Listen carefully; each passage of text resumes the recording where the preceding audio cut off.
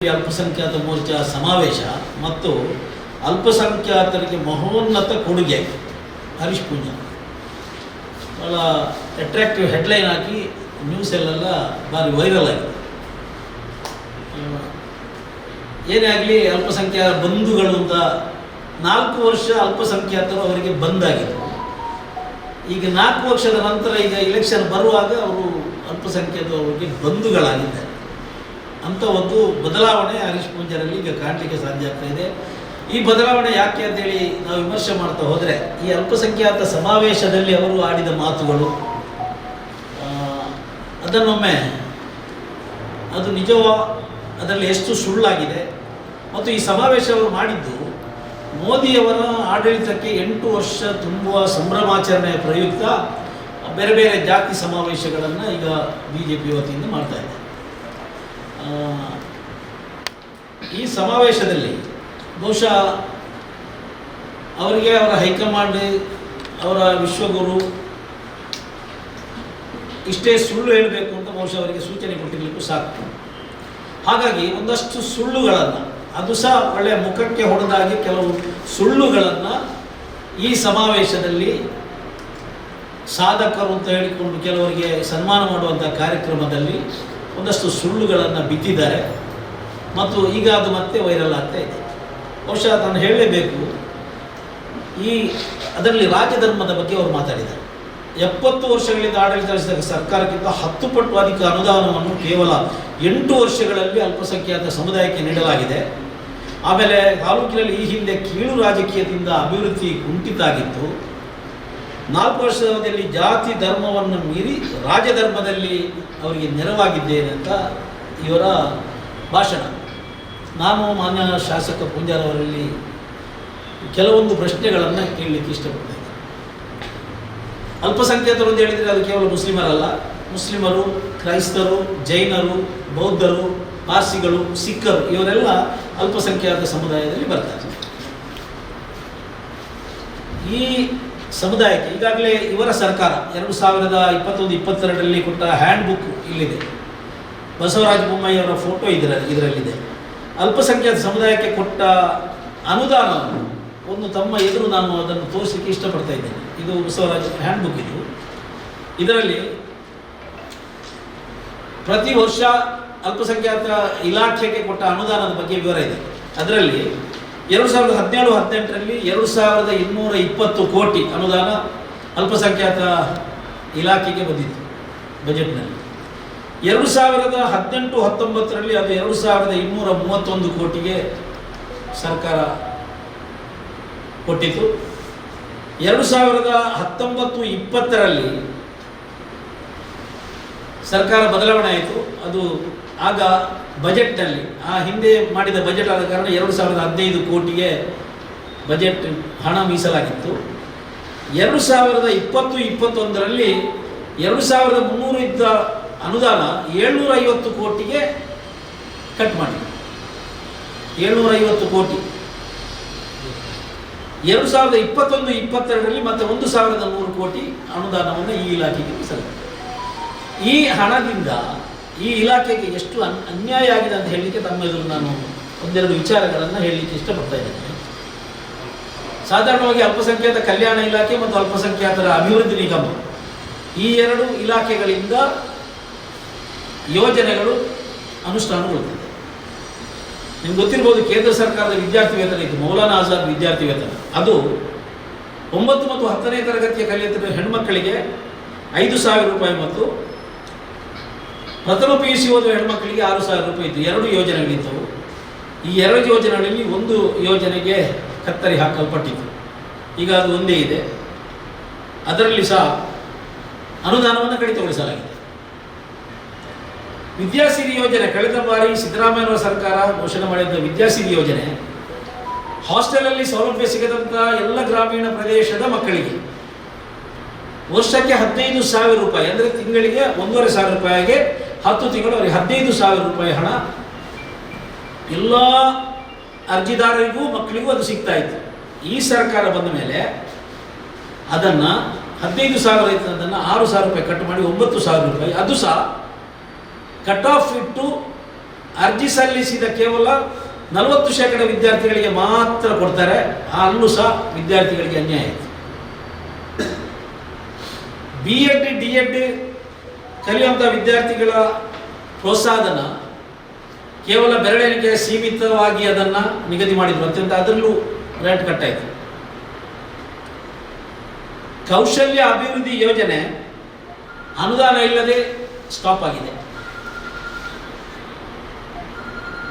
PhD ಮತ್ತು MPhil ವ್ಯಾಸಂಗ ಮಾಡುವವರ ಫೆಲೋಶಿಪ್ ಅದು 25,000 ರೂಪಾಯಿ ಫೆಲೋಶಿಪ್ ಸಿಗ್ತಾ ಇತ್ತು ಮತ್ತು ಪ್ರತಿ ವರ್ಷ 10,000 ರೂಪಾಯಿ ನಿರ್ವಹಣಾ ವೆಚ್ಚ ಕೊಡ್ತಾ ಇದ್ರು. ಅದು ಅನುದಾನ ಇಲ್ಲದೆ ಸ್ಟಾಪ್ ಆಗಿದೆ. ಪರೀಕ್ಷಾ ಪೂರ್ವ ತರಬೇತಿ ಇತ್ತು. ಸ್ಪರ್ಧಾತ್ಮಕ ಪರೀಕ್ಷೆಗಳಿಗೆ IAS KS ಓದುವಂಥವರಿಗೆ ಕಾಂಪಿಟೇಟಿವ್ ಎಕ್ಸಾಮ್ಗೆ ಇದುವರೆಗೆ ಅದು ಪ್ರಾರಂಭ ಆಗಿಲ್ಲ. ಸ್ಟಾಪ್ ಅದು ಹಾಗೆ ನಿಂತು ಪ್ರಾರಂಭ ಆಗಿಲ್ಲ.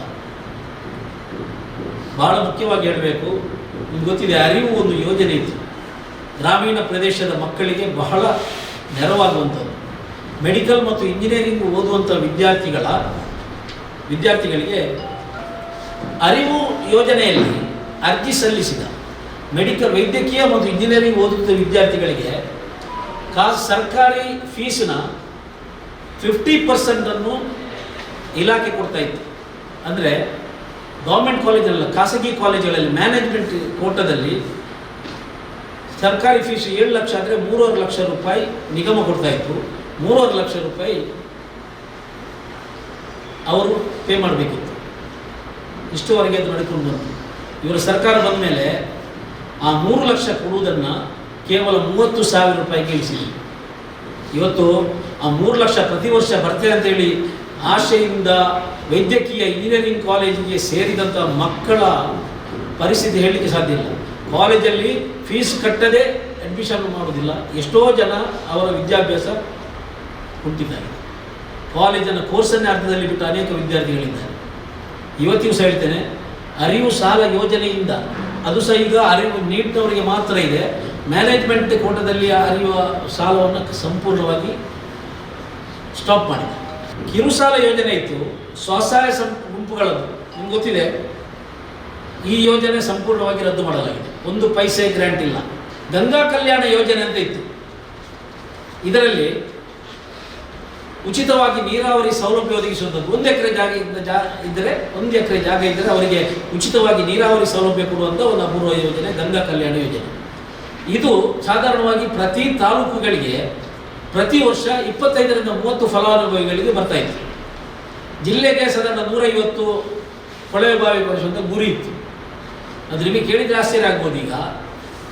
ಈಗ ಶಾಸಕ ಪೂಂಜರ್ ಹೇಳಬೇಕು, ಈ ವರ್ಷ ಗಂಗಾ ಕಲ್ಯಾಣದಲ್ಲಿ ಅಲ್ಪಸಂಖ್ಯಾತ ಸಮುದಾಯದವರಿಗೆ ಉಚಿತವಾಗಿ ನೀರಾವರಿ ಸೌಲಭ್ಯಗಳಿಗೆ ಎಷ್ಟು ಕೊಳವೆ ಬಾವಿಯನ್ನು ಕೊರೆಸಿದ್ದೀರಿ ಅಂತ. ಕೇವಲ 2 ಫಲಾನುಭವಿಗಳಿಗೆ ಮಾತ್ರ ಬೆಳೀತಾ ನಡೆಯಿತು. ಸುಳ್ಯದಲ್ಲಿ 1. ಜಿಲ್ಲೆಯಲ್ಲಿ 150 ಇದ್ದ ಗುರಿ 25ಕ್ಕೆ ಬಂದು ಮುಟ್ಟಿದೆ. ಸಂಪೂರ್ಣವಾಗಿ ಈ ಯೋಜನೆ ಸ್ಟಾಪ್ ಆಗುವಷ್ಟ ಆಗ್ತಾಯಿದೆ. ಪಶುಸಂಗೋಪನಾ ಯೋಜನೆ ಇತ್ತು, ಈ ಯೋಜನೆಯನ್ನು ಸಂಪೂರ್ಣ ರದ್ದು ಮಾಡಿದೆ. ಎಂಥ ಒಂದು ಅನ್ಯಾಯ ಅಂತ ಹೇಳಿದರೆ, ಈ ಟ್ಯಾಕ್ಸ್ ಗೂಡ್ಸ್ ಖರೀದಿಗೆ ಒಂದು ಅಭಿವೃದ್ಧಿ ನಿಗಮದಿಂದ ಸಾಲ ಸಿಗ್ತಾ ಇತ್ತು. ಅದರಲ್ಲಿ 3 ಲಕ್ಷ ರೂಪಾಯಿ ಸಹಾಯಧನ ನೀಡ್ತಾ ಇದ್ದರು. 3 ಲಕ್ಷ ರೂಪಾಯಿ ಅದನ್ನು 75,000 ರೂಪಾಯಿ ಮಾಡಿದ್ದಾರೆ. 75,000 ರೂಪಾಯಿ ಸಹಾಯಧನ. ಅದು ಸಹ ಅವರ ಗುರಿ ಹಿಂದಿನಕ್ಕಿಂತ 25%ಗೆ 75% ಕಡಿಮೆ ಆಗಿದೆ. ಕೇವಲ 25% ಮಾತ್ರ. ಶಾದಿ ಭಾಗ್ಯ ಯೋಜನೆ ಇತ್ತು. ಬಡ ಹೆಣ್ಮಕ್ಕಳಿಗೆ, ಅಲ್ಪಸಂಖ್ಯಾತ ಸಮುದಾಯದ ಬಡ ಹೆಣ್ಮಕ್ಕಳಿಗೆ ಅವರ ಮದುವೆ ಸಂದರ್ಭದಲ್ಲಿ 50,000 ರೂಪಾಯಿ ಸಹಾಯಧನ ಕೊಡುವಂಥ ಶಾದಿ ಭಾಗ್ಯ ಯೋಜನೆ ಇತ್ತು. ಈ ಯೋಜನೆ ಕಳೆದ 3 ವರ್ಷಗಳಿಂದ ಸ್ಟಾಪ್ ಆಗಿದೆ.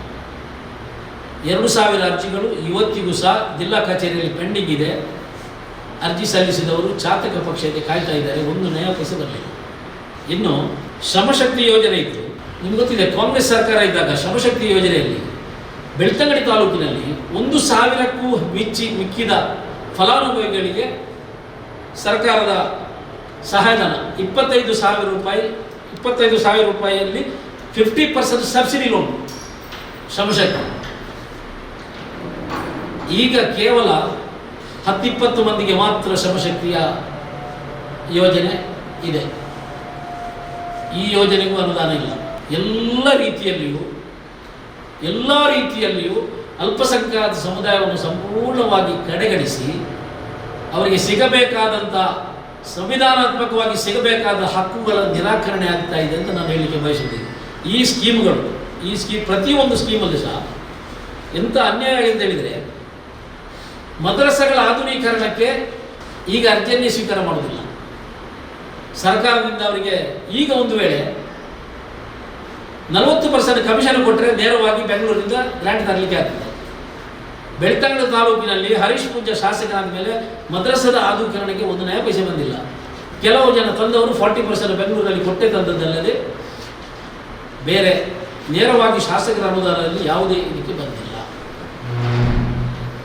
ಶಾದಿ ಮಾಲ್ ಯೋಜನೆ ರದ್ದಾಗಿದೆ. ಸಮುದಾಯ ಭವನ ಕಟ್ಟುವಂಥದ್ದು ಅಲ್ಪಸಂಖ್ಯಾತ ಸಮುದಾಯದ್ದು ಈ ಯೋಜನೆ ರದ್ದಾಗಿದೆ. ಇಷ್ಟೆಲ್ಲ ಇದ್ದು ಸಹ ಇವರು ಅಲ್ಪಸಂಖ್ಯಾತರಿಗೆ ಮಹೋನ್ನತ ಕೊಡುಗೆಯನ್ನು ನಾವು ಕೊಟ್ಟಿದೆ ಅಂತೇಳಿ ಭಾಷಣ ಮಾಡ್ತಾರೆ. ಅದು ಸಹ ಕಾಜೂರು ದರ್ಗಕ್ಕೆ 1.5 ಕೋಟಿ ರೂಪಾಯಿ ಕೊಟ್ಟದ್ದನ್ನು ಬಹಳ ಹೆಡ್ಲೈನ್ ಆಗಿ ನಾನು ಶಾಸಕ ಪೂಂಜಾರವರ ಹತ್ರ ಕೇಳ್ತಾ ಇದ್ದೇನೆ, ಕಳೆದ 4 ವರ್ಷದಲ್ಲಿ ನೀವು ಅಲ್ಪಸಂಖ್ಯಾತ ಸಮುದಾಯದ ಮಸೀದಿ, ಚರ್ಚು ಮತ್ತು ಇಗರ್ಜಿಗಳಿಗೆ ಕಳೆದ 4 ವರ್ಷಗಳಲ್ಲಿ ಕೊಟ್ಟ ಅನುದಾನ ಎಷ್ಟು? ನಿಮ್ಮ ಅನುದಾನ ಅದು ಎಷ್ಟು? ಬಸದಿಗಳಿಗೆ ಎಷ್ಟು ಅನುದಾನ ಕೊಟ್ಟಿದ್ದೀರಿ ಅದನ್ನು ಬಹಿರಂಗಪಡಿಸಬೇಕು.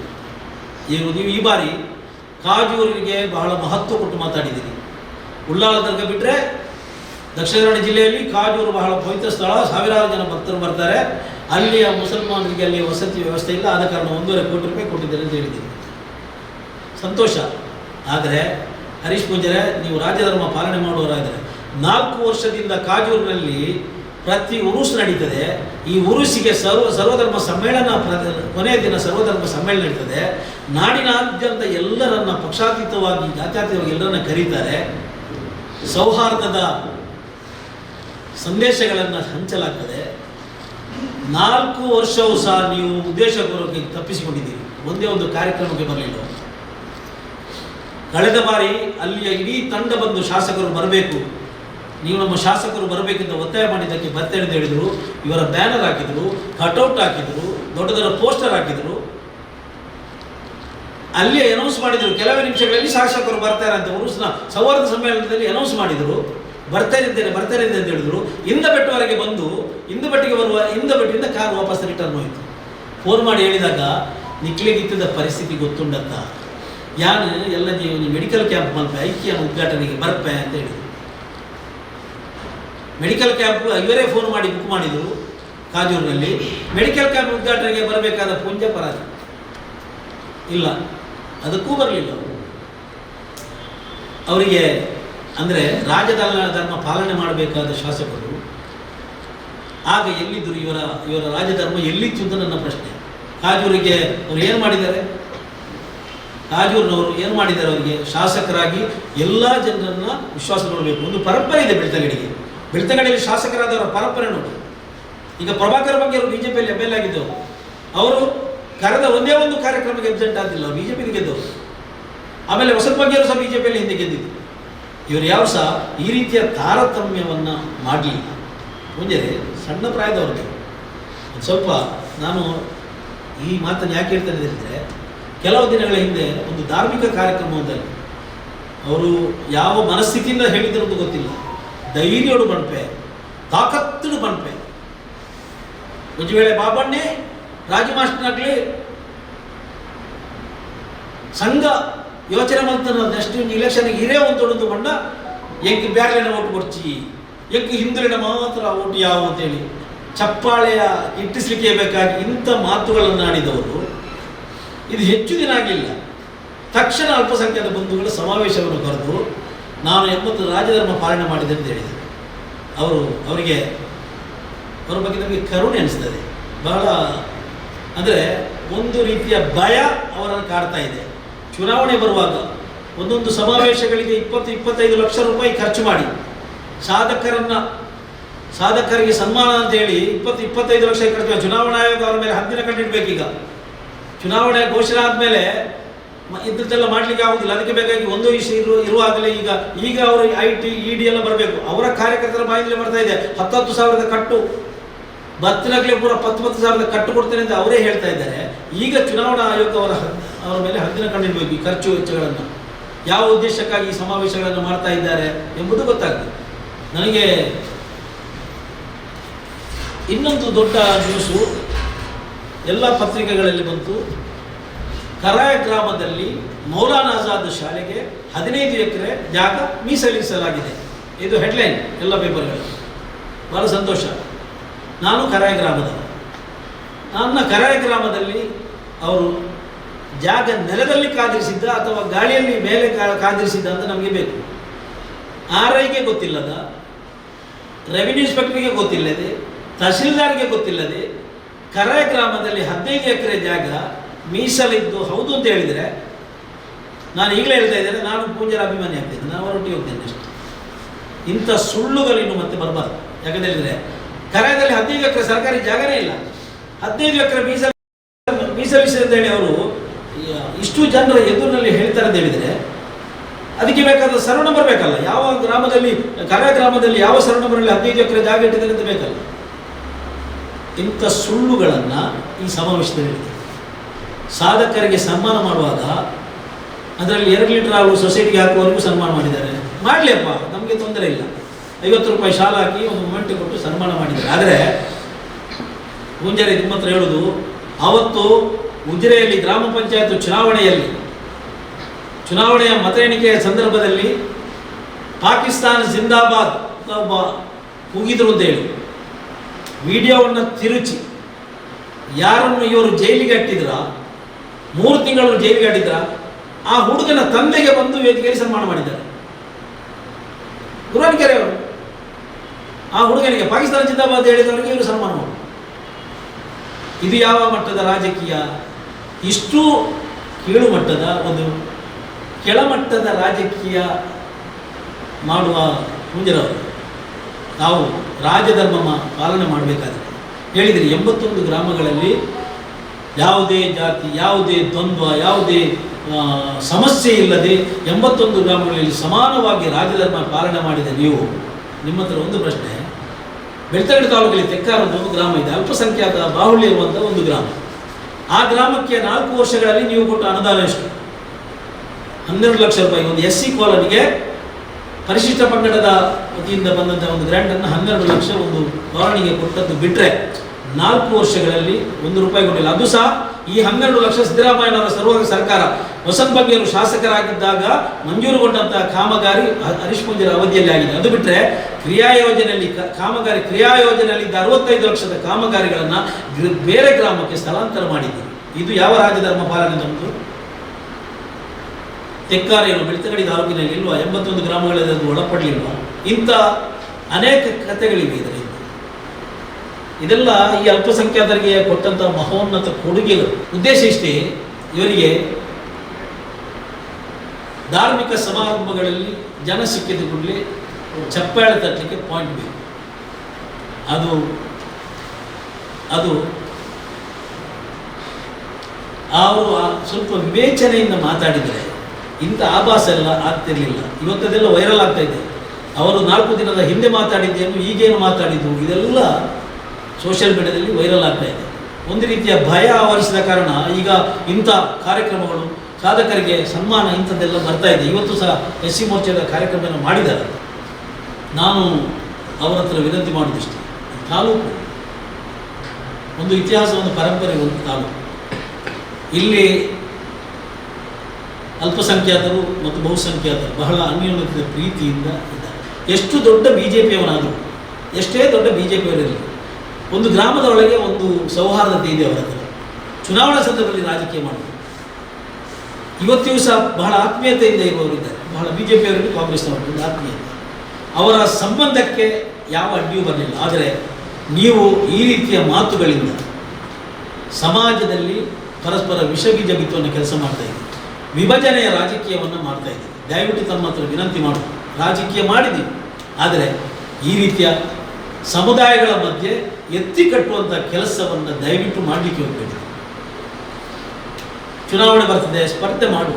ಅನೇಕ ಜನ ಒಂದು ಒಳ್ಳೆಯ ಇತಿಹಾಸ ಇದೆ ಬೆಳ್ತಂಗಡಿಯಲ್ಲಿ, ಸ್ಪರ್ಧಾ ಕಣದಲ್ಲಿ ಬಹಳ ದೊಡ್ಡ ರಾಜಕೀಯ ಚಿತ್ರಣ ಇರುವಂಥ ಕ್ಷೇತ್ರ ಇದೆ. ಆದರೆ ಈ ರೀತಿಯ ರಾಜಕೀಯ ಮಾಡಿ ದಯವಿಟ್ಟು ನಿಮ್ಮ ರಾಜಕೀಯವಾಗಿ ನೀವು ಬೇಳೆ ಬೇಯಿಸಲಿಕ್ಕೆ ನೀವೇನಾದರೂ ಮಾಡುವುದು, ಆದರೆ ಅದರ ಪರಿಣಾಮ ಈ ಕ್ಷೇತ್ರದ ಜನರ ಮೇಲೆ ಆಗ್ತದೆ. ಅದನ್ನು ಬಹಳ ಸೂಕ್ಷ್ಮವಾಗಿ ಜನ ಗಮನಿಸ್ತಾ ಇದ್ದಾರೆ.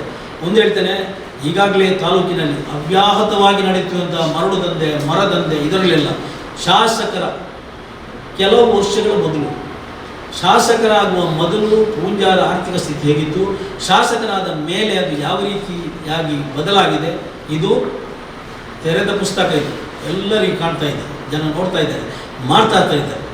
ಅವರದೇ ವೇದಿಕೆಗಳಿಗೆ ಅವರದೇ ಕಾರ್ಯಕರ್ತರು ಬಂದು ಪೂಜೆ ನಡೆಕೊಂಡ ಕಟ್ಟಿಕೊಂಡು ಉಲಾಡಿದಿಯನ್ನು ಪೋಯ ಬಾಬಣ್ಣ ಕೊರಿಯರು, ಸೋಮಣ್ಣ ಕೊರಿಯರು, ಮತ್ತೊಬ್ಬರಿಗೆ 10,000 ಕೊರಿಯರು ಅಂತ ಹೇಳುವಂಥದ್ದು ಅವರ ಕಾರ್ಯಕರ್ತರೇ. ಅವರಿರುವ ವೇದಿಕೆಯಲ್ಲಿ ಜನ ಮಾತಾಡ್ತಾ ಇದ್ದಾರೆ. ಇದು ಯಾವ ರೀತಿಯ ಸಂದೇಶ ಹೋಗ್ತದೆ ಜನರಿಗೆ? ಜನ ಮಾತಾಡ್ತಾ ಇದ್ದಾರೆ ಸ್ವಾಮಿ, ಜನ ಮಾತಾಡ್ತಾ ಇದ್ದಾರೆ. ಉತ್ತರ ಕೊಡುವ ಸಂದರ್ಭದಲ್ಲಿ ಖಂಡಿತ ಕೊಡ್ತಾರೆ. ಸ್ವಲ್ಪ ಎಚ್ಚರಿಕೆಯಿಂದಿದೆ. ದಯವಿಟ್ಟು ಸಮಾಜದ ಮಧ್ಯೆ ವಿಷ ಬೀಜುವಂಥ ಕೆಲಸವನ್ನು ಮಾತ್ರ ಬಿತ್ತಬೇಡಿ ಅಂತ ಈ ಸಂದರ್ಭದಲ್ಲಿ ನಾನು ಹೇಳಲಿಕ್ಕೆ ಇಷ್ಟಪಡ್ತೇನೆ. ನೋಡಿ, ನಾವು ಕಾದೆವು, ಅವರು ಎಲ್ಲಿಯಾದರೂ ತಪ್ಪಿ ಹೇಳಿದ್ದಿದ್ರೆ ಏನಾದರೂ ಕ್ಷಮೆ ಕೇಳ್ತೇವೆ ಅಂತ ನಾವು ಭಾವಿಸಿದ್ದೇವೆ ಇಂದುವರೆಗೆ. ಆಮೇಲೆ ಈಗ ಅವರಿಗೆ ಪಶ್ಚಾತ್ತಾಪ ಎಂದು ಭಾವಿಸಿ ಈಗ ಅವರು ಸಮಾವೇಶ ಮಾಡಿದ್ದಲ್ಲ, ಅದಕ್ಕೆ ನಾವು ವೆಯ್ಟ್ ಮಾಡಿದ್ವಿ. ಸ್ವಲ್ಪ ಹಾಗೆ ಹೇಳಿ ವೈರಲ್ ಆಗಿತ್ತು, ಎಲ್ಲರಿಗೂ ಜನರಿಗೆ ಗೊತ್ತಾಗಲಿಲ್ಲ. ನಿಮ್ಗೆ ಗೊತ್ತಿದೆ, ಹಿಂದೆ ಅನೇಕ ಮುಗಿರಡ್ಕದಲ್ಲಿ ಇದು ಸುನ್ನತರ ಕಾರ್ಯಕ್ರಮದಲ್ಲಿ, ಇನ್ನು ನಮ್ಮ ಶಾಲೆಗಳಿಗೆ ಅವರ ಮ್ಯಾನೇಜ್ಮೆಂಟ್ ಶಾಲೆಗೆ ನಮ್ಮ ಮಕ್ಕಳು ಹೋದರೆ ಸುನ್ನತ್ತು ಮಾಡಿಕೊಂಡು ಬರಬೇಕಾಗ ಇಂಥ ಮಾತುಗಳು. ಅದು ಸಹ ಎಂಥ ಸುಳ್ಳು ಹೇಳ್ತಾರೆ ಅಂತ ಹೇಳಿದರೆ, ಒಂದು ವೇಳೆ ಬ್ಯಾರಿಗಳ ಸಂಖ್ಯೆ ಜಾಸ್ತಿ ಆದರೆ ಅಂತ ಹೇಳ್ತಾರೆ. ಇವತ್ತು ದಿವಸ ಹೇಳ್ತಾರೆ ಸ್ವಾತಂತ್ರ್ಯ ಸಿಕ್ಕಿದ ಇವತ್ತಿನವರೆಗೆ, ಸ್ವಾತಂತ್ರ್ಯ ಸಿಕ್ಕಿದಾಗಲೂ ಈ ದೇಶದಲ್ಲಿ ಇದ್ದದ್ದು ಮುಸ್ಲಿಮರ ಜನಸಂಖ್ಯೆ 13%, ಈಗಲೂ ಸಹ 13-14% ಇದೆ, ಜಾಸ್ತಿ ಆಗಿಲ್ಲ. ಅದೇ ರೀತಿಯ ಪರ್ಸೆಂಟೇಜ್ ಇರುವಂಥದ್ದು. ಆದರೆ ಇವರಿಗೆ ದಿಢೀರಾಗಿ ಭಯ ಆವರಿಸಿದೆ, ಎಲ್ಲಿಯಾದರೂ ಜನಸಂಖ್ಯೆ ಒಮ್ಮೆ ಸ್ಫೋಟಗೊಂಡು ನಾಳೆ ಚುನಾವಣೆಗೆ ಆಗುವುದು. ಹಾಗಾಗಿ ಇಂಥ ಒಂದು ಮಾತುಗಳನ್ನು ಹೇಳ್ತಾರೆ. ಇದು ಅವರ ವ್ಯಕ್ತಿತ್ವಕ್ಕೆ ಶೋಭೆ ತರುವಂಥ, ಸಂವಿಧಾನದ ಹೆಸರಿನಲ್ಲಿ ಪ್ರಮಾಣ ಮಾಡಿ ಅವರು ಬಂದು ಕ್ಷೇತ್ರದಲ್ಲಿ ಈ ರೀತಿ ಜನರನ್ನು ಮಾಡಬಾರ್ದು. ಯಾಕೆ ಅವರು ಹೋಗಿದ್ದಾರೆ ಗೊತ್ತಿಲ್ಲ, ಆದರೆ ಕೆಲವರನ್ನೆಲ್ಲ ಒತ್ತಾಯಿಸಿ ಈರ್ಮಂತನ ಸಾಧನೆ ಬಾರಿ ವಿದ್ಯಾರ್ಥಿನಿಗೆ ಅಂಚೆ ಶಾಸಕರಿಗೆ ಒಂದು ಸನ್ಮಾನ ಮಾಡಬೇಕಿರುತ್ತಲ್ಲ, ಅವರ ತಲೆಯನ್ನು ತಿಂದು ಕರ್ಕೊಂಡು ಬಂದಿದ್ದಾರೆ. ಅವ್ರ ಹತ್ರ ಹೇಳಿರ್ಬೋದಲ್ಲ, ಆಗಿದೆ ನೋಡಿ. ಮುಸ್ಲಿಂ ಈಗ ವ್ಯಕ್ತಿಗತವಾಗಿ ಒಬ್ಬರಿಗೆ ಮಾಡಿದ್ದಲ್ಲ, ಇಡೀ ಬ್ಯಾರಿಗಳ ಓಟು ಬೇಡ ಅಂತ ಹೇಳಿದ್ದವರು. ಒಬ್ಬರಿಗೆ ಹೇಳಿದ್ದಾರಲ್ಲ, ಈಗ ಸ್ವಾವಲಂಬಿನ ಓಟು ಬೇಡ ಅಂತ ಹೇಳಿದ್ದಲ್ಲ ಅವರು, ಇಡೀ ಸಮುದಾಯದ ಓಟು ಬೇಡ ಅಂತ ಹೇಳಿದ್ದು. ಅಂತ ಹೇಳಿದಲ್ಲ, ಶಾಸಕರು ಒಂದು ನಿಮ್ಮ ಸಾಧನೆಗೆ ಸನ್ಮಾನ ಮಾಡ್ತಾರೆ ಅಂತೇಳಿ ಅವರ ತಲೆ ತಿಂದು ಕರ್ಕೊಂಡು ಬಂದು ಮಾಡಿದ್ದಾರೆ. ಶಾಸಕರು ಕರಿಬೇಕು ನೋಡಿ, ಶಾಸಕರು ಹೇಳಿಕೆ ಅವರ ಗೌರವ ಇರಬೇಕು. ಅದು ಯಾವ ಪಾರ್ಟಿಯವನ್ನೇ ಇರಲಿ, ಈಗ ನಾವು ಸಹ ಅಷ್ಟೇ, ನಾಳೆ ಶಾಸಕರು ಕರೆದಿದ್ರೆ ನಾವು ಹೋಗಲೇಬೇಕಾಗ್ತದೆ. ಅವ್ರು ಕ್ಷೇತ್ರದ ಶಾಸಕರಲ್ಲ, ಅವರು ಕೇವಲ ಒಂದು ವರ್ಗದ ಶಾಸಕರಲ್ಲ, ಅವ್ರು ಕರೆದ್ರೆ ಹೋಗಲೇಬೇಕು. ಹಾಗಾಗಿ ಹೋಗಿದ್ದಾರೆ. ಅವರು ಹೋದವರಿಗೆ ಮತ್ತೆ ಈಗ ಪಶ್ಚಾತ್ತಾಪ ಆಗಿದೆ. ಅವರೆಲ್ಲ ಮಾತಾಡ್ತಾ ಇದ್ದಾರೆ, ನಾವು ಯಾಕೆ ಹೋದದ್ದು ಗೊತ್ತಿಲ್ಲ, ಈ ರೀತಿಯ ಹಾಗೆಲ್ಲ ಮಾತಾಡ್ತಾ ಇದ್ದಾರೆ. ಅದು ನಮಗೂ ಗೊತ್ತಿಲ್ಲ ಯಾವ ಸಾಧನೆ, ಬಹುಶಃ ಅದು ಪಾಕಿಸ್ತಾನ ಬಂದು ಹೇಳಿದ್ದೆ ಸಾಧನೆ ನಮ್ಗೆ ಗೊತ್ತಿಲ್ಲ, ಆದರೆ ಹಾಗೆ ಮಾಡಿದ್ದಾರೆ. ಇಲ್ಲಿ ರಿಷಭಯ್ಯವರು, ಗುರುವಂಕೆರೆಯವರು, ಆ ಹುಡುಗನ ತುಂಬು ಗರ್ಭಿಣಿ, ಅವನ ಹೆಂಡತಿ ತುಂಬು ಗರ್ಭಿಣಿ ಆಗಿದ್ದರು.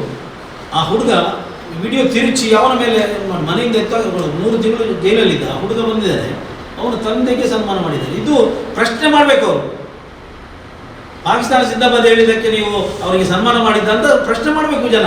ಇದನ್ನು ಈಗ ಆಗ್ತಾ ಇದೆ ವೈರಲ್ ನೋಡಿ. ನಾನು ಹೇಳಿದ್ದಲ್ಲ, ಶಾಸಕರು ಕರೆದಿದ್ದಾರೆ ನೋಡಿ. ಇದೆಲ್ಲ ಕಳೆದೋದ ಇತಿಹಾಸ. ಈಗ ಚುನಾವಣಾ ಮತ ಎಣಿಕೆಯ ಸಂದರ್ಭದಲ್ಲಿ ನಡೆದಂಥ ಘಟನೆ, ಹಾಗೆಲ್ಲ ಬಂದಿತ್ತು, ಇದು ವೈರಲ್ ಆಗಿತ್ತು. ಯಾವುದು ಈ ವಿಡಿಯೋ ತಿರುಚಲಾಗಿದೆ, ಹಾಗೆ ಹೀಗೆ ಅಂತೆಲ್ಲ ಆಗಿತ್ತು. ಆದರೆ ಹೌದು, ಶಾಸಕರ ಕಡೆಯವರೇ, ಶಾಸಕರು ಆ ಪ್ರೊಟೆಸ್ಟಲ್ಲಿ ಗಲಾಟೆಯಲ್ಲಿ ಶಾಸಕರೇ ಇದ್ದರು. ಆ ಪಂಚಾಯತ್ನ ಮತ ಎಣಿಕೆ ಸಂದರ್ಭದಲ್ಲಿ ಇವರೇ ಇದ್ದರು. ಒಂದು ಸೈಡಲ್ಲಿ 2 ಗುಂಪುಗಳಿದ್ದರು, ಅದರಲ್ಲಿ ಒಂದು ಕಡೆ ಶಾಸಕರೇ ಇದ್ರಲ್ಲ, ಆಗಲೇ ಅದು ಇಶ್ಯೂ ಆದದ್ದು. ಆ ಇಶ್ಯೂನ ಮೇಲೆ ಇವರನ್ನೆಲ್ಲ ಜೈಲಿಗೆ ಇಟ್ಟಿದ್ದು. ಆಮೇಲೆ ಅವರಿಗೆ ಸನ್ಮಾನ ಮಾಡಿದ್ದಾರೆ. ಮತ್ತೆ ಸನ್ಮಾನ ಯಾಕೆ ಹೋದ್ರು ಅಂತೇಳಿ ಅವ್ರ ಹತ್ರ ಕೇಳಬೇಕಾಗ್ತದೆ. ಹಾಗಲ್ಲ, ಈಗ ಮೊನ್ನೆ ಹೋಗಿದ್ದಾರಲ್ವ, ಅವ್ರ ಹತ್ರ ಪ್ರತಿಭಟಿಸಬೇಕಿತ್ತು. ಯಾಕಂತೇಳಿದ್ರೆ ಶಾಸಕರು ಮಾಡಿದ್ದಾರೆ, ನಾವು ಹೋದ ಕೂಡ ಏನಾಯ್ತು ಅಂತ ಹೇಳಿದ್ರೆ ಅದನ್ನು ಸಮರ್ಥಿಸಿಕೊಂಡು ಆದರೆ ಇವರಿಗೆ ಪಾಪ ಇವರಿಗೆ ಇದೆ ಅಂತ ಆಯ್ತು. ಪಾಕಿಸ್ತಾನ ಸಿಂದಾಬಾದ್ ಹೇಳಿದ್ದ ಹೌದು, ಇರ್ಬೋದು ಅದಾಗಿರ್ಲಿಕ್ಕೂ ಸಾಕು, ಪಶ್ಚಾತ್ತಾಪ ಆಗಿರ್ಲಿಕ್ಕೂ ಸಾಕು, ನಮ್ಗೆ ಗೊತ್ತಿಲ್ಲ, ಅದು ಅವರ ವಿಷಯ. ನಮಗೆ ಅಂದ್ರೆ ಅಪ್ಪ ಮಗ ಒಟ್ಟಿಗೆ ಇದ್ದಾರಾ ಇಲ್ವಾ, ಬೇರೆ ಬೇರೆ ಇದ್ದಾರೆ, ಅದು ಅಪ್ಪ ಹೋಗಿದ್ದು ಮಕ್ಕಳಿಗೆ ಗೊತ್ತಿಲ್ಲ, ಮಗನಿಗೆ ಅಪ್ಪನಿಗೆ ಗೊತ್ತಿಲ್ವಾ ಏನು ಅಂತ ಅದು ಅವ್ರ ಹತ್ರ ಕೇಳ್ಬೇಕಾಯ್ತು, ನಮ್ಗೆ ಗೊತ್ತಿಲ್ಲ. ನಾನು ಪ್ರಸ್ತಾಪ ಮಾಡಿದ್ದೆ, ಆದರೆ ಆ ಹುಡುಗನ ತಂದೆ ಹೌದು ಮಾತ್ರ ಅವ್ರ ಹತ್ರ ಕೊಡಿ ಹಾಕಂತ ಹೇಳಿ ಗುರಳ್ಗೆರೆ ಅವ್ರಿಗೆ ಸನ್ಮಾನ ಮಾಡಿದವರು. ನಾನು ಹೇಳಿದ್ದು ಆ ಹುಡುಗನ ತಂದೆಗೆ ಸನ್ಮಾನ ಮಾಡಿದ್ದಾರೆ ಅಂತ. ಅದು ಯಾಕೆಂತ ಅವ್ರ ಹತ್ರ ಕೇಳಬೇಕಷ್ಟೇ. ನೀವು ಅವರ ಸಾಧನೆಯನ್ನು ಮತ್ತು ಅದರ ಹಿಂದೆ ಏನಿದೆ ಅಂತ ಇನ್ನು ಶಾಸಕರ ಹತ್ರ ಕೇಳಬೇಕು, ಮತ್ತು ಅವರು ಸನ್ಮಾನ ಪಡೆದವ್ರ ಹತ್ರ ಕೇಳಬೇಕು. ಗುರುತಿಸಲಾಗಿದೆ ಅಂತ ಹೇಳಿದಾರಲ್ಲ, ಅದು ಕರಾಯದಲ್ಲಿ 15 ಎಕರೆ ಗುರುತಿಸಲಾಗಿದೆ, ರಿಸರ್ವ್ ಆಗಿದೆ. ನಾನು ಕೇಳಿದ್ದೆ, ನಾನು ಆರ್ ಐ ಅವ್ರ ಹತ್ರ ಕೇಳಿದ್ದೆ, ಡಿ ಟಿ ಅವ್ರ ಹತ್ರ ಕೇಳಿದ್ದೆ, ವಿ ಎ ಅವ್ರ ಹತ್ರ ಕೇಳಿದ್ದೆ, ಆಮೇಲೆ ತಹಶೀಲ್ದಾರು ಇಲ್ಲ ಹೊಸದಾಗಿ. ಇಷ್ಟು ಜನರ ಕೇಳಿದ ಮೇಲೆ ಕಳೆದ 5 ವರ್ಷದಿಂದ ಕರಾಯ ಗ್ರಾಮದಲ್ಲಿ ಸರ್ಕಾರಿ ಜಾಗ ಯಾವುದು ಮೀಸಲಾಗಿಲ್ಲ ಅಂತ ನಮಗೆ ಮಾಹಿತಿ ಬಂದಿದೆ. ಸರ್ಕಾರಿ ಜಾಗ ಉಂಟಾ? ಹೌದು, ಸರ್ಕಾರಿ ಜಾಗ ಏನು ಅಷ್ಟು 15 ಎಕರೆ ಇಲ್ಲ, ಎಲ್ಲಾದ್ರೂ ಒಂದು ಸ್ವಲ್ಪ ಇರ್ಲಿಕ್ಕೂ ಸಾಕು ಸರ್. ಆದರೆ ಆ ಸರ್ ಯಾವುದು ಸಹ ಅಲ್ಲ, ಕರಾಯ ಗ್ರಾಮದ ಯಾವುದೋ ಒಂದು ಪ್ಲೇಸ್ ಹೇಳಿದ್ರು, ಕರಾಯ ಗ್ರಾಮದಲ್ಲೇ ಇದೆ. ಇದೆ ಅಂತ? ಹೌದು, ಸ್ಪಷ್ಟವಾಗಿ ಎಲ್ಲ ಇದರಲ್ಲಿ ಬಂದಿದೆ, ಸುದ್ದಿಯಲ್ಲಿ, ಉದಯವಾಣಿಯಲ್ಲಿ ಎಲ್ಲ ಬಂದದ್ದು ಹಾಗೆ ಇದೆ. ಕರಾಯ ಗ್ರಾಮದಲ್ಲೇ ಇದೆ. ಕರಾಯ ಗ್ರಾಮದಲ್ಲಿ 15 ಎಕರೆ ಈಗಾಗಲೇ ಮೀಸಲಿರಿಸಿದ್ದು ಮೌಲಾನಾದ ಶಾಲೆಯನ್ನು ಸ್ಥಾಪಿಸಲಾಗುತ್ತದೆ. ಅದು ಮತ್ತೆ ಈಗ ಅವ್ರು ಹೇಳಬೇಕಲ್ಲ ಇಂಥ ಸರ್ ನಂಬರ್ ಎಲ್ಲಿಂದ, ಅದನ್ನು ಅದು ಇನ್ನಾದರೂ ನಮ್ಮ ಇದು ನೋಡಿದ ಮೇಲೆ ಇನ್ನಾದರೂ ಅವರು ತೋರಿಸಿದ್ರೆ ಒಳ್ಳೆಯದು. ಅವ್ರು ಗುರುತಿಸಿದ್ರೆ ನೀವು ಬಿಜೆಪಿ ಹೋಗೋದು ಕನ್ಫರ್ಮ್ ಅಲ್ಲ? ನಾನು ಅವರ ಅಭಿಮಾನಿ ಆಗ್ತೇನೆ, ಖಂಡಿತ. ಅಲ್ಲ, ಬಿಜೆಪಿ ಹೋಗೋದು ಕನ್ಫರ್ಮ್ ಅಲ್ಲ? ಬಿಜೆಪಿ ನಾನು ಅವರ ಅಭಿಮಾನಿ ಆಗ್ತೇನೆ. 15 ಎಕರೆ ಜಾಗ ಕರಾಯ ಗ್ರಾಮದಲ್ಲಿ ಅವರು ಮೌಲಾನಾ ಆಜಾದ್ಗೆ ರಿಸರ್ವ್ ಮಾಡಿ ಇಟ್ಟು ಈಗ ನಮಗೆ RTC ಇಂಥ ಗ್ರಾಮದಲ್ಲಿ ಆಗಿದೆ ಅಂತ ಹೇಳಿ ತೋರಿಸಿದ್ರೆ ನಾನು ಅವರ ಕಟ್ಟ ಅಭಿಮಾನಿ. ಸನ್ಮಾನ ನಿಮಗೆ ಸುಂಟಾಗಲ್ಲ, ಸನ್ಮಾನ ನಿಮಗೆ ಸುಂಟಾಗಲ್ಲ. ಹೌದು, ಅಲ್ಲ, ಅವರು ಹೇಳಿರುವಂತದ್ದು ಈಗಾಗಲೇ ರಿಸರ್ವ್ ಮಾಡಿದ್ರೆ ಮಾತ್ರ, ಇನ್ನೂ ರಿಸರ್ವ್ ಮಾಡಿದ್ರೆ ಅದು ಅವರು ಅಭಿಮಾನಿ ಆಗ್ತಾರೆ ಅಂತ ಹೇಳಿದ್ದಾರೆ. ರಿಸರ್ವ್ ಮಾಡಲಿ, ತೊಂದರೆ ಇಲ್ಲ, ರಿಸರ್ವ್ ಮಾಡಿ ಬಂದ್ರೆ ಸ್ವಾಗತ ಮಾಡ್ತೀರಲ್ಲ ಅದು? ಖಂಡಿತ ಸ್ವಾಗತ ಮಾಡ್ತೇನೆ ಅದನ್ನು. ಮತ್ತೆ ಆಮೇಲೆ ಇನ್ನೊಂದು ನೋಡಿ, 4 ವರ್ಷ ಹಿಂದೆ 2018ರಲ್ಲಿ ಶಾಸಕರು ಹರೀಶ್ ಮಂಜಾ ಚುನಾವಣೆ ಗೆದ್ದ ಮೇಲೆ 18 ಡಿಸೆಂಬರಲ್ಲಿ ಯಡಿಯೂರಪ್ಪನವರು ಮುಖ್ಯಮಂತ್ರಿಗಳನ್ನು ಉಜಿರೆ SDMಗೆ ಕಾಲೇಜು ಕಳಿಸಿದರು, ಗ್ರೌಂಡಿಗೆ. ಬಹಳ ದೊಡ್ಡ ಸಮಾವೇಶ. ಅಲ್ಲಿ ಒಂದು ದೊಡ್ಡ ಘೋಷಣೆ, ಎಲ್ಲ ಹೆಡ್ಲೈನ್ಸ್. ಕಣಿಯೂರಿನಲ್ಲಿ ಹೊಸ ಹೋಬಳಿ ಘೋಷಣೆ ಆಯಿತು. ಕಣಿಯೂರಿಗೆ ಹೊಸ ಹೋಬಳಿ. ಕಳಿಯ, ನ್ಯಾಯತರ್ಗು, ಮಚ್ಚಿನ, ಪಾರಂಕಿ, ಕುಕ್ಕಳ, ಈ ಸುಮಾರು 27 ಗ್ರಾಮಗಳ ಜನ ಇವತ್ತಿಗೂ ಸಹ ಕೊಕ್ಕಡಕ್ಕೆ ನಾಡ ಕಚೇರಿ ಹೋಗಬೇಕು. 3 ಬಸ್ಸು ಚೇಂಜ್ ಮಾಡಬೇಕು. ಮಂಗಳೂರಿಗೆ ಹೋಗ್ಬೋದು, ಆದರೆ ಕೊಕ್ಕಡಕ್ಕೆ ಹೋಗಲಿಕ್ಕೆ ಸಾಧ್ಯ ಇಲ್ಲ. ಆಗ ಇದು ಅನೇಕ ವರ್ಷಗಳ ಒಂದು ಹೋರಾಟ ಆಗಲಿಲ್ಲ. ನಾವು ಅನೇಕ ಬಾರಿ ನಿರ್ಣಯ ಮಾಡಿ ಕಳಿಸಿದ್ದೆವು, ಆದರೆ ಹೊಸ ಹೋಬಳಿ ಆಗಲಿ. ಆದರೆ ನಮಗೆ ಬಹಳ ಆಶ್ಚರ್ಯ, ಯಡಿಯೂರಪ್ಪರು ಬಂದು ಮುಖ್ಯಮಂತ್ರಿ ಘೋಷಣೆ ಮಾಡಿದರು, ಶೀಘ್ರದಲ್ಲೇ ಕಣಿಯೂರು ಹೋಬಳಿ ಘೋಷಣೆ ಅಂತ. ಜಾಗ ಸಹ ಕಲ್ಲೇರಿಯಲ್ಲಿ ಅದರ ಕೇಂದ್ರ ಕಚೇರಿಯಿಂದ ಆಯಿತು. 4 ವರ್ಷದಿಂದ ಪ್ರತಿ ಬಜೆಟ್ನಲ್ಲಿ ಹೋಬಳಿಗೆ ಹಣ ಮೀಸಲಾಗ್ತದೆ ಚಾತಕ ಪಕ್ಷಕ್ಕೆ ಕಾಯ್ತಾ ಇದ್ದೇವೆ. ಇವತ್ತಿಗೂ ಸಹ ಹೇಳ್ತೇನೆ, ಈ ಕ್ಷಣದವರೆಗೆ ಈ ಫೈಲ್ ಮೂವಾಗಲೇ ಇಲ್ಲ. ಇದು ಅಪ್ಪಟವಾದ ಒಂದು ಸುಳ್ಳು, ಅಪ್ಪಟ ಸುಳ್ಳು. ನಾನು ಅವ್ರದ್ದು ಹೇಳುದು, ನಾನು ತಾಕತ್ತಿದ್ರೆ ಕಣಿಯೂರು ಹೋಬಳಿಯನ್ನು ಮಾಡಬೇಕು. ಮುಖ್ಯಮಂತ್ರಿಗಳ ಬಾಯಲ್ಲಿ ಬಂದು ಘೋಷಣೆ ಮಾಡಿಸಿದ್ದೀವಿ. ನೀವು 4 ವರ್ಷ ಆಯಿತು ಕಾಯ್ತಾ ಇದ್ದೇವೆ, ಇವತ್ತಿನ ವರ್ಷ ಕಣಿಯೂರು ಹೋಬಳಿ ಆಗಿಲ್ಲ. ಈ ಜನ ಬಹಳ ಗಂಭೀರವಾಗಿ ಹೇಳಬೇಕಾದ್ರೆ 4 ವರ್ಷದಿಂದ ಸತತವಾಗಿ, ಇನ್ನು ಇನ್ನು ಚುನಾವಣೆಗೆ 10 ತಿಂಗಳಿರುವಂಥದ್ದು. ಕಣಿಯೂರು ಹೋಬಳಿ ಬರಬೇಕು. ಮುಖ್ಯಮಂತ್ರಿಗಳ ಬಾಯಿಂದ ಘೋಷಣೆ, ಮುಖ್ಯಮಂತ್ರಿ ಬದಲಾವಣೆ ಆದರು, ಆಮೇಲೆ ಬೇರೆ ಮುಖ್ಯಮಂತ್ರಿ ಬಂದರು. ಕಳೆದ ಬಾರಿಯ ಬಜೆಟ್ನಲ್ಲಿ ಇದರ ಬಗ್ಗೆ ಸುದ್ದಿ ಇಲ್ಲ, ಹೋಬಳಿಯ ಬಗ್ಗೆ.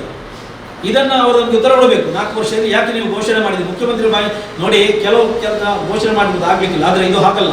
ಇದು ಸ್ವತಃ ಕರ್ನಾಟಕ ರಾಜ್ಯದ ಮುಖ್ಯಮಂತ್ರಿಗಳೇ ಬಂದು ಘೋಷಣೆ ಮಾಡಿದ್ದು ಮತ್ತು ಎಲ್ಲ ಪತ್ರಿಕೆಗಳಲ್ಲಿ ಹೆಡ್ಲೈನೇ ಬಂದದ್ದು. ಇದು ಜನ ಪ್ರಶ್ನೆ ಮಾಡ್ತಾ ಇದೆ. ಪತ್ರಿಕಾ ಮಾಧ್ಯಮದವರೇ ಹಾಗೂ ದೃಶ್ಯ ಮಾಧ್ಯಮದವರೇ, ಶಾಸಕ ಹರೀಶ್ ಪೂಂಜಾರವರಿಗೆ 1-2 ಪ್ರಶ್ನೆಯನ್ನು ನಾನು ಕೇಳಲಿಕ್ಕೆ ಇಷ್ಟಪಡ್ತೀನಿ. ಮೊನ್ನೆ ತಾನೇ ಇತ್ತೀಚೆಗೆ ನಮ್ಮ ಅಧ್ಯಕ್ಷರು ಹೇಳಿದಾಗೆ ಒಂದು ಧಾರ್ಮಿಕ ಸಭೆಯಲ್ಲಿ ನನಗೆ ಬ್ಯಾರಿಗಳ ಮತ ಬೇಡ, ಹಿಂದೂಗಳ ಮತ ಮಾತ್ರ ಸಾಕು ಮುಂದಿನ ಚುನಾವಣೆಯಲ್ಲಿ ಅಂತ ಹೇಳಿದರು. ಯಾಕಂತ ಹೇಳಿದರೆ, ಅಯೋಧ್ಯೆಯಲ್ಲಿ ರಾಮ ಮಂದಿರ ನಿರ್ಮಾಣ ಆಗಬೇಕು, ಕಾಶಿಯಲ್ಲಿ ವಿಶ್ವನಾಥ ದೇಗುಲ ನಿರ್ಮಾಣ ಆಗಬೇಕು ಮತ್ತು ದತ್ತಾತ್ರೇಯಲ್ಲಿ ದತ್ತಪೀಠ ನಿರ್ಮಾಣ ಆಗಬೇಕು. ಈ ಕಾರಣಕ್ಕಾಗಿ ನನಗೆ ಬ್ಯಾರಿಗಳ ಮತ ಬೇಡ, ನನಗೆ ಮುಸಲ್ಮಾನರ ಮತ ಬೇಡ ಅಂತ ಹೇಳಿದರು. ಅದು ಹೇಳಿ ಸ್ವಲ್ಪ ಸಮಯ ಆಗಲಿಲ್ಲ, ನಿನ್ನೆ ಮೊನ್ನೆ ಅನೇಕ ಮುಸಲ್ಮಾನರ ಸಮುದಾಯದವರನ್ನು ಮತ್ತು ಅಲ್ಪಸಂಖ್ಯಾತರನ್ನ ಒಟ್ಟು ಸೇರಿಸಿಕೊಂಡು ದೊಡ್ಡ ಸಮಾವೇಶವನ್ನು ಮಾಡಿ.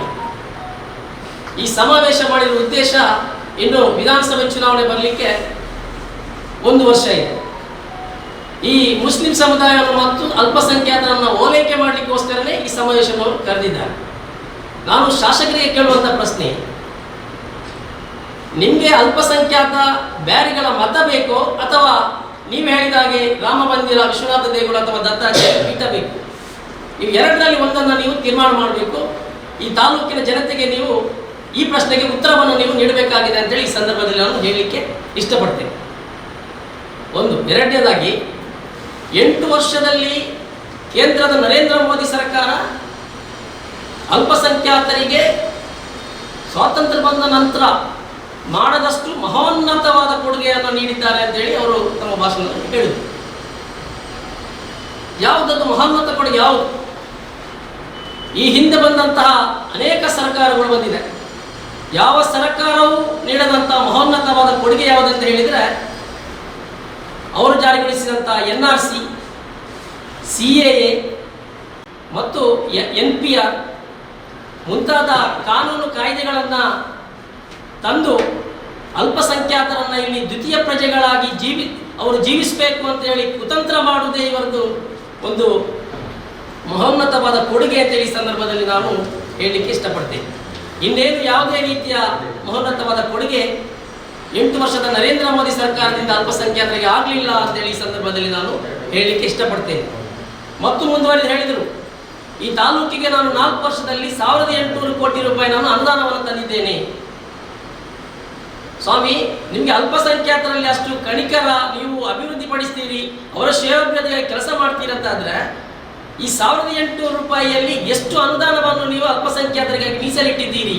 ಇದರ ಅಂಕಿಅಂಶವನ್ನು ನೀವು ತಾಲೂಕಿನ ಜನತೆ ಮುಂದೆ ನೀವು ಇಡಬೇಕು ಅಂತೇಳಿ ನಿಮ್ಮ ಮುಂದೆ ನಾವು ಹೇಳಲಿಕ್ಕೆ ಇಷ್ಟಪಡ್ತೇವೆ. ಯಾವುದು ನೀವು ಕಾಜೂರಿಗೆ 1.5 ಕೋಟಿ ರೂಪಾಯಿ, 1.5 ಕೋಟಿ ರೂಪಾಯಿ ವಸತಿ ಗೃಹಕ್ಕೆ ಮೀಸಲಿಟ್ಟಂತ ನಿಮ್ಮ ಕೊಡುಗೆ, ಈ 1.5 ಕೋಟಿ ರೂಪಾಯಿಯ ಏನು ವಸತಿ ಗೃಹದ ಶಿಲಾನ್ಯಾಸಕ್ಕೆ ಕರ್ನಾಟಕ ರಾಜ್ಯ ಸರ್ಕಾರದ ಅಲ್ಪಸಂಖ್ಯಾತ ಇಲಾಖೆಯ ಸಚಿವೆ ಶ್ರೀಮತಿ ಶಶಿಕಲಾ ಜೊಲ್ಲೆಯವರನ್ನು ಕರ್ಕೊಂಡು ಬಂದು ನಾವು ಶಿಲಾನ್ಯಾಸವನ್ನು ಮಾಡ್ತೇವೆ ಅಂತೇಳಿ ಅವರು ಹೇಳಿದರು. ಈ ಸಂದರ್ಭದಲ್ಲಿ ನಾನು ಹೇಳಲಿಕ್ಕೆ ಇರುವಂಥದ್ದು, ಕಾಜೂರಿನ ದರ್ಗಾ ಮತ್ತು ಮಸೀದಿ ಕಮಿಟಿಯವರಲ್ಲಿ ನಾನೊಂದು ವಿನಂತಿಯನ್ನು ಮತ್ತು ಎಚ್ಚರಿಕೆಯನ್ನು ನೀಡ್ತಾ ಇದ್ದೇನೆ. ಏನು ಅವರು ಶಿಲಾನ್ಯಾಸಕ್ಕೆ ಬರುವಂಥ ಸಂದರ್ಭದಲ್ಲಿ ಸಚಿವರಾಗಿರಲಿ ಅಥವಾ BJP ನಾಯಕರಾಗಿರಲಿ, ಸಂಘ ಪರಿವಾರದ ನಾಯಕರಾಗಿರಲಿ, ಮಸೀದಿಯ ವಠಾರಕ್ಕೆ ಬರುವಾಗ ಬಹಳಷ್ಟು ಜಾಗ್ರತೆಯನ್ನು ನೀವು ವಹಿಸಬೇಕು ಅಂತೇಳಿ ಅಲ್ಲಿಯ ಆಡಳಿತ ಕಮಿಟಿಯವರಲ್ಲಿ ನಾನು ವಿನಂತಿ ಮಾಡಿಕೊಡ್ತೇನೆ. ಯಾಕಂತ ಹೇಳಿದರೆ, ಕಾಜೂರಿನ ದರ್ಗಾ ಮತ್ತು ಮಸೀದಿ ವಠಾರದಲ್ಲಿ ಅನೇಕ ವರ್ಷದ ಹಿಂದಿನ ಖಬರಸ್ಥಾನಗಳಿದೆ. ಅಲ್ಲಿ ಸುತ್ತಲೂ ಖಬರಸ್ಥಾನಕ್ಕೆ ನಾವು ದಫನ ಮಾಡಿದ ನಂತರ ಒಂದು 2 ಕಲ್ಲು ಇಡ್ತೇವೆ, ಒಂದು ತಲೆ ಭಾಗದಲ್ಲಿ ಮತ್ತೊಂದು ಕಾಲ್ಭಾಗದಲ್ಲಿ ಉರುಟಾದ ಕಲ್ಲು ಇಡ್ತೇವೆ. ಇಂದಿನ ಕಾಲದಲ್ಲಿ ಅಲ್ಲಿ ಹೊಳೆ ಹತ್ತಿರ ಉಂಟು, ಉರುಟಾದ ಕಪ್ಪು ಕಲ್ಲು ಇಡ್ತಾ ಇದ್ರು, ಒಂದು ತಲೆ ಭಾಗದಲ್ಲಿ ಒಂದು ಕಾಲು ಭಾಗದಲ್ಲಿ. ಈಗ ಅದು ಬೇರೆ ಬೇರೆ ಟೈಲ್ಸ್ ಅಥವಾ ಇನ್ನಿತರ ಗ್ರಾನೈಟ್ ಇಡ್ತಾರೆ. ಇಂದಿನ ಕಾಲದಲ್ಲಿ ಕಲ್ಲು ಇಡ್ತಾ ಇದ್ರು. ಇನ್ನು ಅವರು ಬಂದಂಥ ಸಂದರ್ಭದಲ್ಲಿ ಈ ಕಬ್ರಸ್ಥಾನದ, ನಾವು ಮೀಜಾನ್ ಕಲ್ಲು ಅಂತ ಹೇಳ್ತೇವೆ ಅದಕ್ಕೆ, ಈ ಕಬ್ರಸ್ಥಾನದ ಕಲ್ಲನ್ನು ನೋಡಿ ಅದು ಎಲ್ಲಿಯಾದರೂ ಅದು ಶಿವಲಿಂಗ ಆಗಿರ್ಬಹುದಾ ಅಂತೇಳಿ ಹೇಳಿ ಯಾರು ಅಂತೇಳಿ ನಾನು ಎಚ್ಚರಿಕೆಯನ್ನು ನೀಡ್ತಾ ಇದ್ದೇನೆ. ಜಾಗ್ರತೆ ವಹಿಸಿ ಅಂತೇಳಿ ಈ ಸಂದರ್ಭದಲ್ಲಿ ನಾನು ಹೇಳಲಿಕ್ಕೆ ಇಷ್ಟಪಡ್ತೇನೆ. ಅದರಿಂದ ಮಾನ್ಯ ಶಾಸಕರು, ಏನು ನೀವು ಇಲ್ಲಿ ಗೋಸುಂಬೆಯ ನಾಟಕ ಆಡ್ತಾ ಇದ್ದೀರಾ, ಇದನ್ನು ನಿಲ್ಲಿಸಿ. ತಾಲೂಕಿನ ಮಹಾಜನತೆ ನಿಮಗೆ ಮುಂದಿನ ಚುನಾವಣೆಯಲ್ಲಿ ಅಲ್ಪಸಂಖ್ಯಾತರು ಓಟು ಹಾಕುವುದಿಲ್ಲ, ಪ್ರಜ್ಞಾವಂತರಾದ ಹಿಂದೂ ಸಮುದಾಯವು ಕೂಡ ನಿಮಗೆ ಮುಂದಿನ ಚುನಾವಣೆಯಲ್ಲಿ ಯಾರು ಕೂಡ ಓಟು ಹಾಕುವುದಿಲ್ಲ. ನಿಮಗೆ ಸೋಲು ಕಟ್ಟಿಟ್ಟ ಬುತ್ತಿ ಅಂತೇಳಿ ಈ ಸಂದರ್ಭದಲ್ಲಿ ನಾನು ಹೇಳಲಿಕ್ಕೆ ಇಷ್ಟಪಡ್ತೇನೆ.